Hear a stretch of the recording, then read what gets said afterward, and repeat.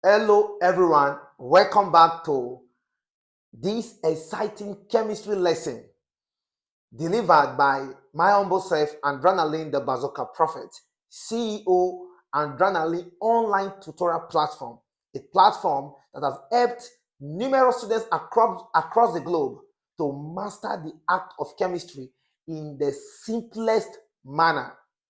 Now today we're going to be tackling questions on coordination compounds. But before we do so, we should understand what is defined as coordination compound. Now, listen. Coordination compounds, they are compounds in which a transition element, right, is bonded to a ligand. You will be confused. What is a ligand? A ligand are small molecules. They can also be ions, which have long pair of electrons that they are able to donate to a transition metals. Remember, transition metals are elements or metals that have a partially filled d orbitals, and in that case it means they should have vacant orbitals where the electrons being donated by ligands can enter. And now in this video, without wasting time, we are going to be tackling questions and answering questions on it. Sit, relax, do well to share, like, subscribe, and if you want one-on-one class with me, you can as well reach me via this line. Now we can start. Now this is the part 1. We're going to do this series up to part 6. So listen. Now the question says, how many ions are produced from the complex?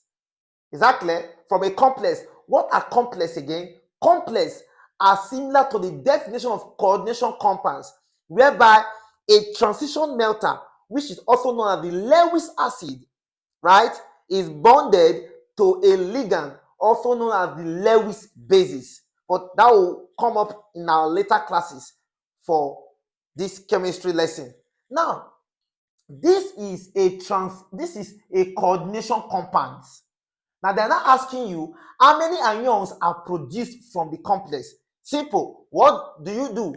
This compound would have to dissociate in water, and when it does so, what should you get from it? Simple. So if I'm having this complex that you are seeing here, now take note, this is a coordination sphere. This is and this coordination sphere here is a positive coordination sphere, whereby when it dissociates in water, these two is just like a compound whereby I'm having something like this. Let's say I'm having sodium oxide. Sodium is the positive here, the oxygen here is the negative here. So here is positive. So this two is coming from here. So here becomes plus CONH3 6. Here is 2 plus 2 chloride ion. So therefore, the total number of ions produced from this coordination compound is 3. This is 1 and this is 2. So we have 3 ions that are what now formed. And this compound is simply called hexaamine cobalt. What now? Cobalt. We get the other, just say cobalt 2 chloride. Take note, hexaamine cobalt 2 chloride. Do not be bothered about the nomenclature, because in this video, in subsequent series of this video, I will be teaching you how to name complex compound in peace.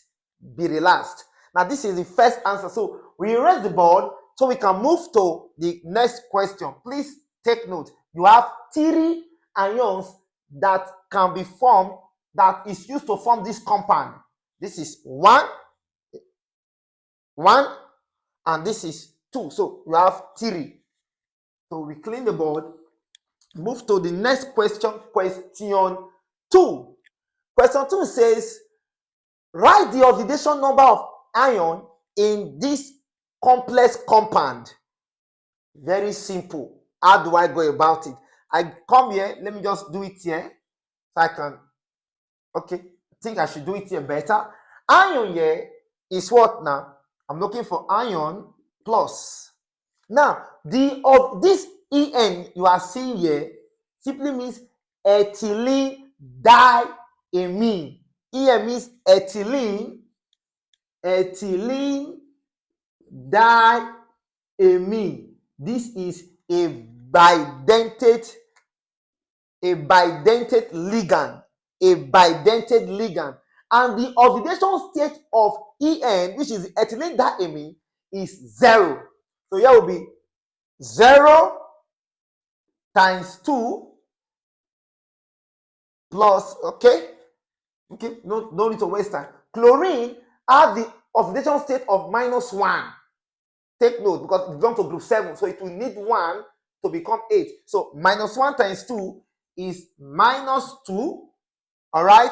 Then this chlorine here is also what now? -1 equal to 0. So x is now x. 0 times 2 is 0. -2 minus 3 is -2 minus 1 is -3 equal to 0. So x is equal to what now?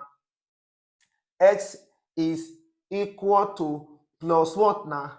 Plus 3. So the oxidation state of ion in this complex compound is plus 3. Very easy. I would have named it for you now, but to avoid ambiguity, we'll wait when we enter the nomenclature of this compound. Now, this is this. So we move straight away to the last question here. So I will need enough space to actually explain this thoroughly. Okay, please take note. Now we move here. They said classify the following ligands into unidentate, bidentate, polydentate. This unidentate can also be monodentate, meaning one teeth. From the word dentate, from the root word dentist, which has to do with teeth, how their point of attachment. Now we are asked here, just take note. Ammonia here, right, is a monodentate.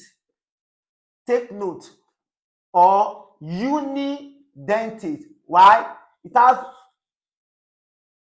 It is the nitrogen involved here that donates the electrons to the transition melter. Is that clear now? So this is ammonia is monodentate, one point of attachment.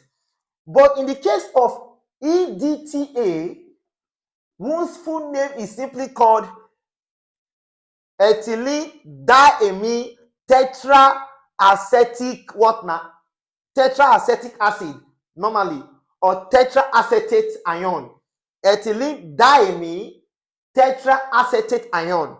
This compound you are seeing here is a polydentate ligand, which if we are to be specific, it is an hexadentate, meaning it has 6 donors.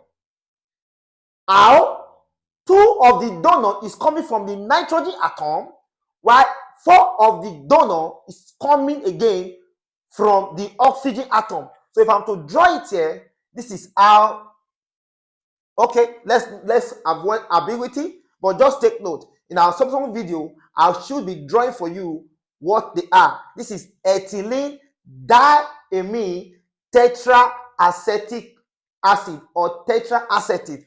Probably let me just draw it for you. So here is ethylene here. This is ethylene. This is the nitrogen here. This is the nitrogen here. This is COO minus. Remember,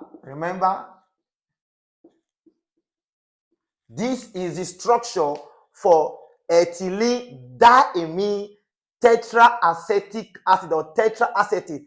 This 2 nitrogen here is 2 donor, while the oxygen here 4. So 4 plus 2 is 6. So it is an hexadentate, which is a polydentate ligand.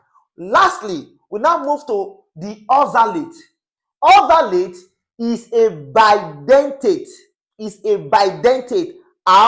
has 2 points of attachment or 2 donor. That is, this is it. This is oxalate ion. This is what we call what now? Oxalate what ion. So take note, ammonia is unidentate or monodentate. EDTA, which is a major complexing agent. They form rings to attain their stability. So they are mainly used as complexing agents. So this is what now? And a polydentate, but specifically hexadentate. Then oxalate is a bidentate ligand. That is their point of attachment, or that is their donor. They donate. This one will donate 1 electron. This one will donate 6 pairs of electron. This one will donate just 2. And that is what makes up the first part of questions under coordination compounds. Do a quick review and make sure you like and subscribe for the part 2 of questions under coordination compounds. Of course, you can send your questions to me on the comment section. Do it to comment, to always comment. Thank you and God bless you.